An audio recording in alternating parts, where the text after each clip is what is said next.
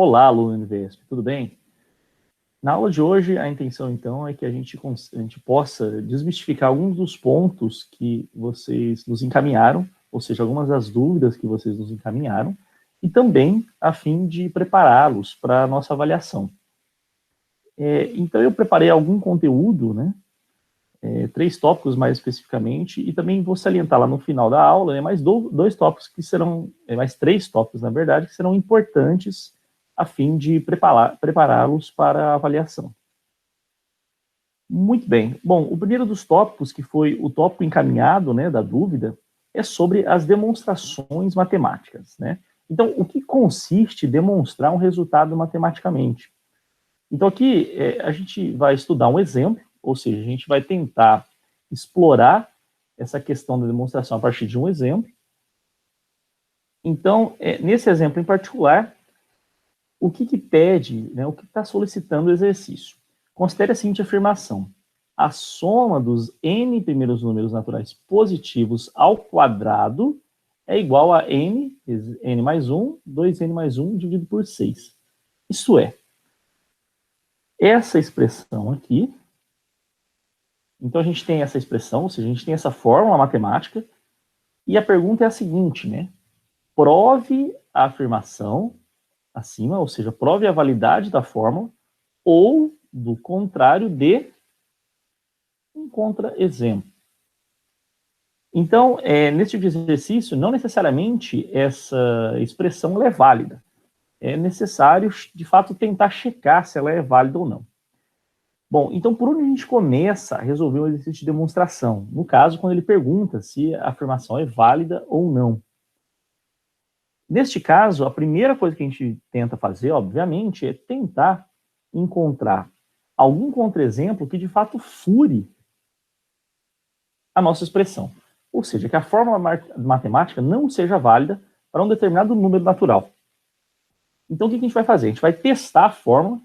Em geral, a gente testa os primeiros números onde está sendo analisada a expressão, a fim de tentar encontrar um contra-exemplo que fure de fato essa fórmula.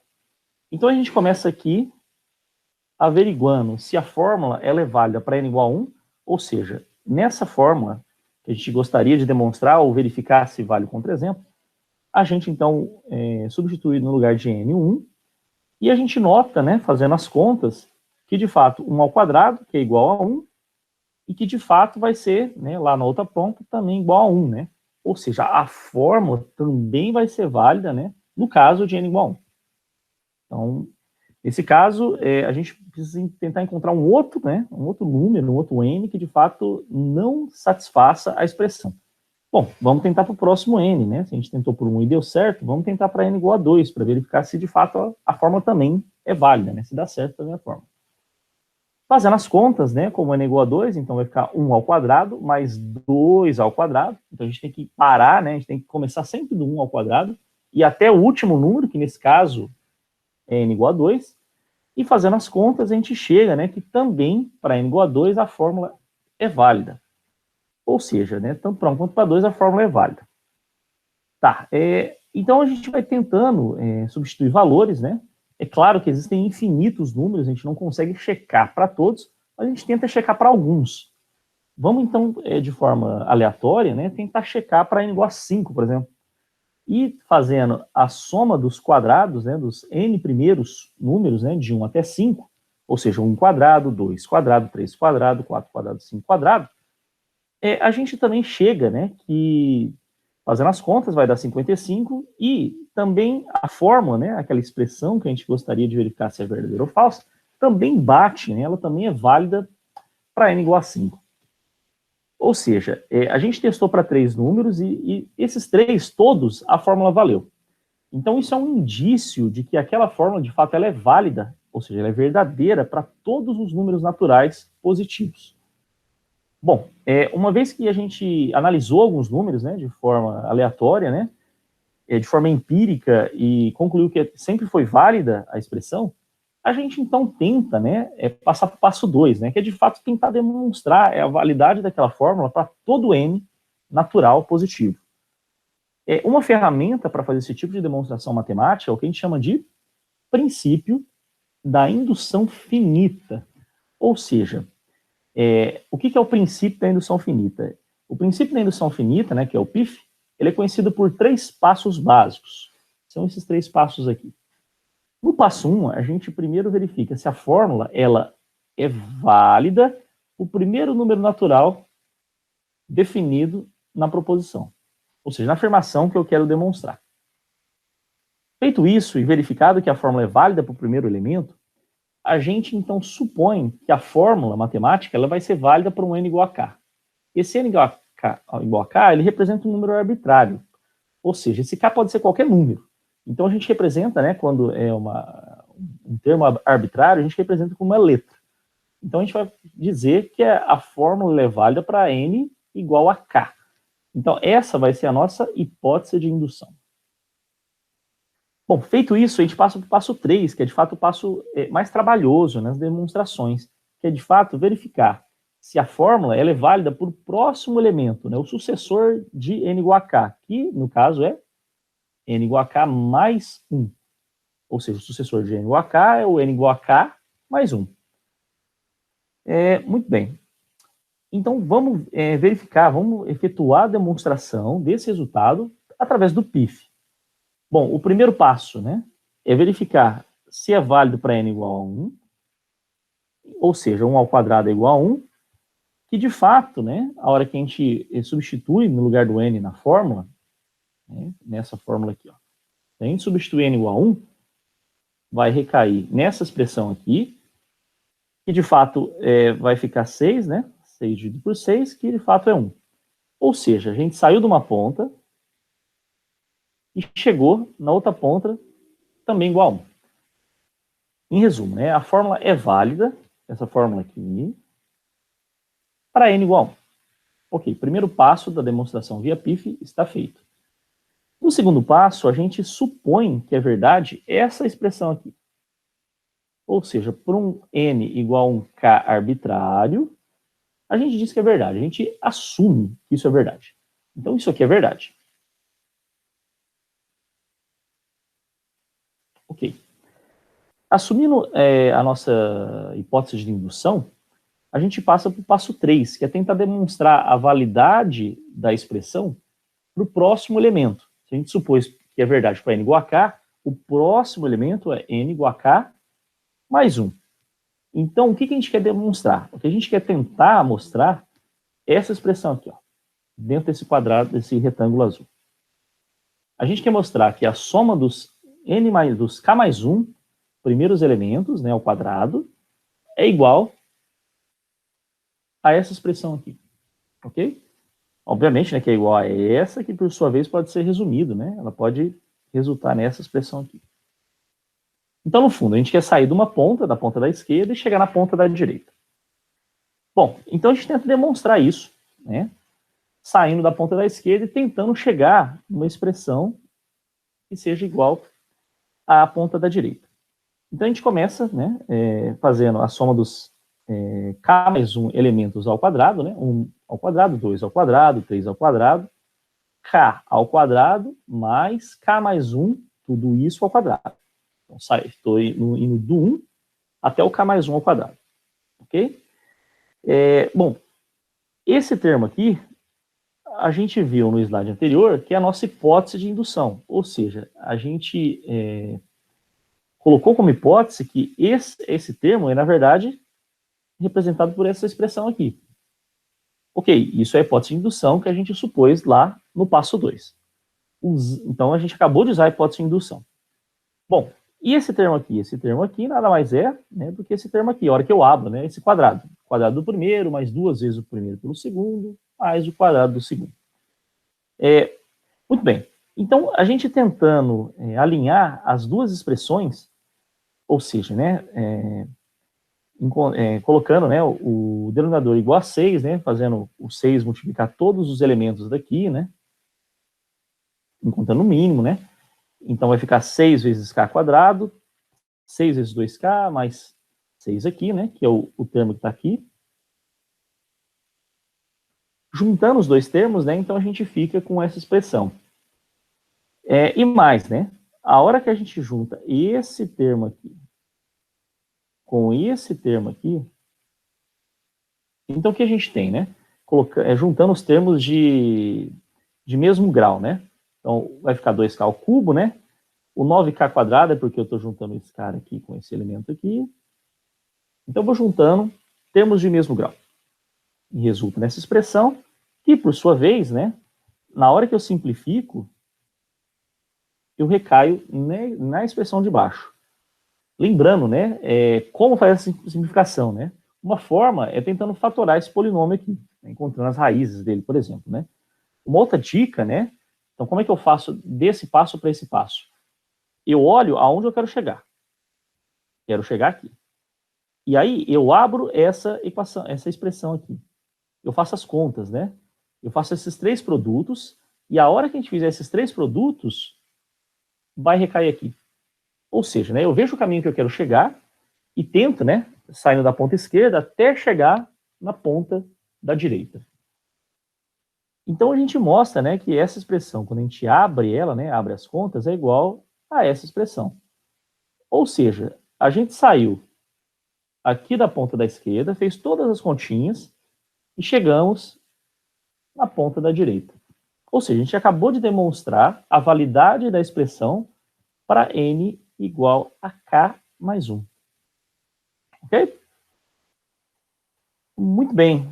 Feito isso, então, está demonstrado, né, que vale para qualquer n, né, positivo, natural. Aquela fórmula, né, essa fórmula aqui.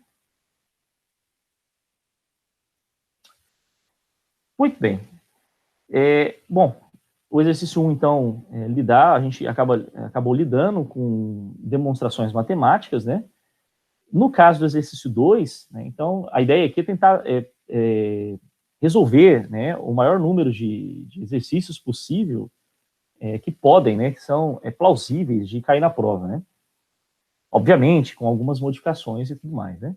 Mas seguindo mais ou menos esse template, esses modelos.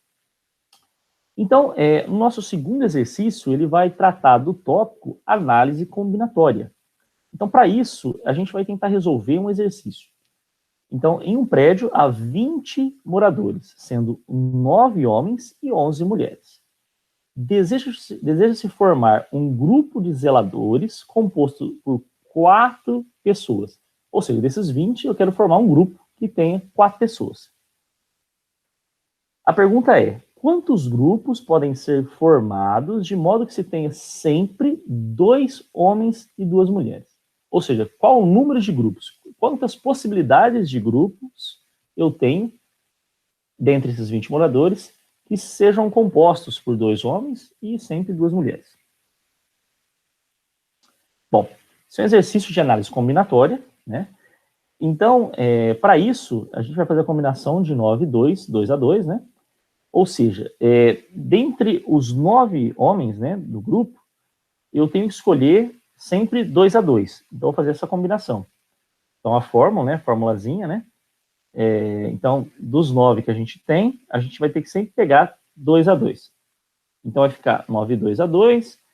A fórmula vai ser, né, sempre 9 fatorial, dividido por 2 fatorial, vezes 9 menos 2 fatorial. Bom, fazendo as continhas, né, então vai ficar 9 dividido por 2 fatorial, 7 fatorial. No caso do 9 fatorial, a gente abre, né, 9 vezes 8 vezes 7. Por que a gente parou no 7, né? Porque no denominador tem um 7 fatorial. Então, a ideia é fazer isso aqui, ó, cortar. Então, por isso que a gente para no 7. Então, sobrou 9 vezes 8, dividido por 2, e 9 vezes 4 dá 36. Beleza, né? Então, de forma análoga, a gente faz usa a mesma estratégia no caso dos homens para as mulheres. Ou seja, eu quero escolher, num grupo de 11 mulheres, 2 mulheres. Então, quantas possibilidades eu tenho de escolha? No grupo de 11 mulheres, escolher 2 mulheres. Combinação 11, 2 a 2. Então, isso vai ficar 11 fatorial dividido por 2 fatorial, 11 menos 2 fatorial. E vai ser 11 fatorial, 2 fatorial, 9 fatorial.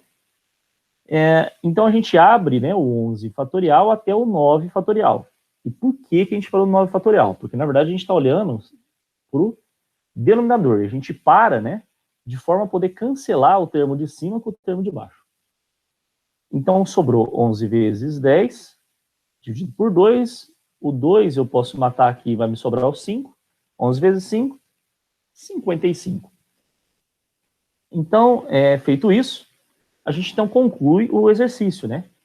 Cada subgrupo dos 36 formados por 2 homens pode constituir um grupo com qualquer um dos 55 subgrupos formados por mulheres. Então, da onde estão sendo esses valores, né? Daqui, número de grupos formados por homens, né, de possibilidades, e daqui, número de grupos, de subgrupos, melhor dizendo, né, constituído por mulheres.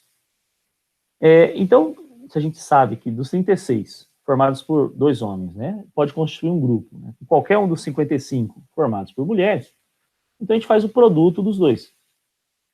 De forma, né, que o número de maneiras que a gente pode compor dentre 20 pessoas, um grupo constituído por 2 homens e 2 mulheres, é de 1980. Ou seja, né, existem 1980 maneiras de formar um grupo. Muito bem. E por fim, a gente então resolve, né, um exercício sobre relação entre conjuntos. Então a gente tem 3 conjuntos e a gente tem 2 relações, né?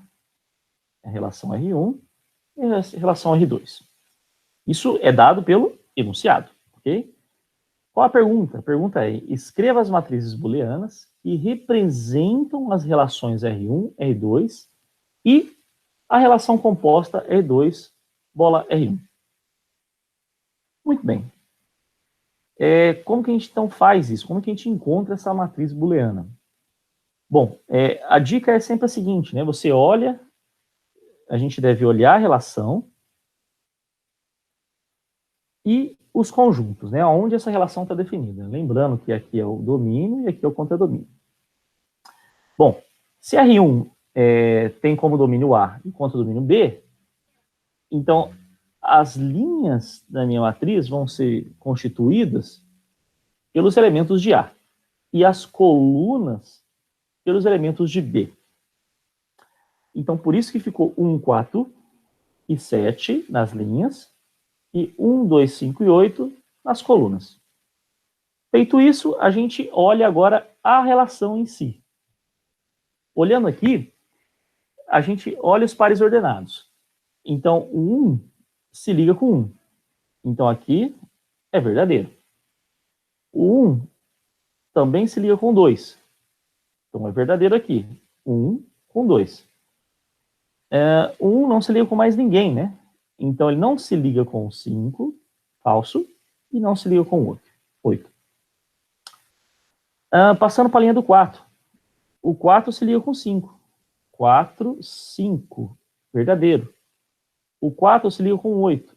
4, linha 4, coluna 8. Bom, o 4, né, ele não se liga com mais ninguém. Então, aqui é falso e aqui é falso. E, por fim, o 7. O 7 está se ligando apenas com o 2. 7, linha 7, coluna 2. Bom, o 7 não se liga com mais ninguém, então vai ser tudo falso. Feito isso, a gente, então, gera a matriz, de forma que ela vai ter o mesmo tanto de linhas e colunas dessa tabelinha, e ela vai ser constituída apenas de zeros e uns. No lugar de verdadeiro, a gente coloca 1. Então, por isso que ficou 1, 1, e no lugar de falso, 0. E aqui ficou 0, 0. Vem dessa linha aqui. Essa linha aqui, né, essa aqui. 0, falso, falso, verdadeiro, verdadeiro. Falso, verdadeiro, falso, falso. Essa é a matriz booleana de R1. Usando o mesmo raciocínio para R2, né? Então, as linhas é constituído pelo domínio da relação e as colunas pelo contradomínio. Feito isso, então a gente olha novamente a relação para encontrar a matriz, né? Para ver quem é verdadeiro, quem é falso, quem se relaciona com quem. Então, vamos lá. O 1 se relaciona com menos 5, verdadeiro. 1 não se relaciona com mais ninguém, então falso. O 2 se relaciona com 2. 2 com 2. Mas não se relaciona com o 5. Então é falso. O 5 com menos 5. 5 menos 5. Mas não se relaciona com mais ninguém. Falso. O 8 com 2. 8, 2. E com menos 5, falso. Como fica a matriz, né? Verdadeiro e falso. 1 e 0. Falso, verdadeiro. 0 e 1. Verdadeiro e falso. 1 e 0. Falso, verdadeiro. 0 e 1. Então, essa é a matriz booleana da relação R2. E, por fim, a relação da composta, né? R2 bola R1. Só que antes, né, da gente de encontrar a matriz, a gente precisa, de fato, encontrar quem é a relação, né? Então, o que a gente faz, né? A gente olha a relação de R1 e olha a relação de R2, para poder encontrar a composta. A composta, então, ela vai ter como domínio o conjunto A, que é onde o R1 está saindo, e o contradomínio o conjunto C, que é onde o R2 está chegando. Então, a gente, por exemplo, olha, aonde sai aqui, ok, então ele se relaciona com 1. Aí olha no R2, onde está o 1 aqui? Está aqui. Então, é o menos 5. Então, a gente sai do 1, transitou também por 1, veio aqui embaixo e pegou menos 5. Então, fica sendo o 1, esse 1 aqui, e o menos 5 daqui. A mesma coisa aqui, né? Pega o 1, se relaciona com o 2. Vai lá no R2. Onde está o 2? Está aqui. Então, se relaciona com o 2. Então, ficou 1 e 2. Pega o 4. O 4 está relacionando com o 5. Aonde está o 5 na linha de baixo? Está aqui. Se relaciona com o menos 5. Então, pego o 4 e o menos 5. O 4 com o 8. Na linha de baixo, o 8 com o 2. Então, ficou 4 e 2. E, por fim, o 7 está relacionado com o 2. Pega o 2, vai na linha de baixo do R2. Está aqui. Aqui, ó. E é o 2. Então, ficou 7, 2. Ok, acabamos de encontrar a relação da composta, né? R2 bola R1. Bom, e finalmente, a gente então calcula, né? A gente encontra quem é a matriz booleana da relação composta R2 bola R1. Uma vez que a gente tem, né, a relação já calculada no slide anterior. Ok? Então, como eu encontro, né? Como que eu encontro essa matriz? De fato, a gente precisa primeiro, né, calcular a tabelinha, ou seja, nas linhas está indo o domínio da relação composta, né? Ok? E nas colunas está indo o contradomínio, ou seja, é formado pelo menos 5 e 2. Bom, então a gente agora olha para essa relação composta para preencher a tabela. Então, o 1 se relacionou com o menos 5, verdadeiro. O 1 se relaciona com o 2, verdadeiro. O 4 está se relacionando com o menos 5, que é verdadeiro também. 4 com o 2, também verdadeiro. 7 com 2, mas o 7 não se relaciona com o menos 5. Então, aqui, falso. Feito isso, a gente olha para a primeira linha, preenche 1 e 1, que é verdadeiro, verdadeiro. Olhamos para a segunda linha, 1 e 1, também verdadeiro, verdadeiro. E, por fim, falso, verdadeiro, terceira linha. Então, essa daqui é a nossa matriz booleana da relação composta R2 bola R1. Muito bem, então, para finalizar, né, a nossa visão, né, outros tópicos que também são importantes, são passíveis de caírem na prova, ou seja, o primeiro deles é lógica matemática. Então, isso inclui desde os conectivos, né, clássicos de lógica, como o e, o ou, o operador de negação, proposições, né, formas de negação, de composições, de proposições, como que eu componho uma proposição com outra, né, a tabela verdade. Então, são é um tópico também importante a ser estudado. Funções e suas propriedades, obviamente, também é um tópico muito importante, né? Então, quais são as definições, né, de uma função injetora, sobrejetora, bijetora, cálculo da função inversa. E, por fim, o terceiro tópico é o de teoria dos grafos, ou seja, que foi visto nas semanas 6 e 7. E aí tem algumas definições que envolvem a teoria dos grafos, como, por exemplo, isomorfia entre os dois grafos, grafo orientado, que é um grafo bipartido, definições e propriedades em geral. Então, esses 3 tópicos, eles também são tópicos importantes, passíveis, né, de caírem na prova, de fato, né? Então, é aconselhável que também se estude, né, esses 3 tópicos, além dos outros 3 tópicos que a gente viu nessa aula na forma de exercícios. Muito bem, então eu me despeço por aqui, agradeço pela atenção e desejo a todos uma excelente prova. Muito obrigado, pessoal.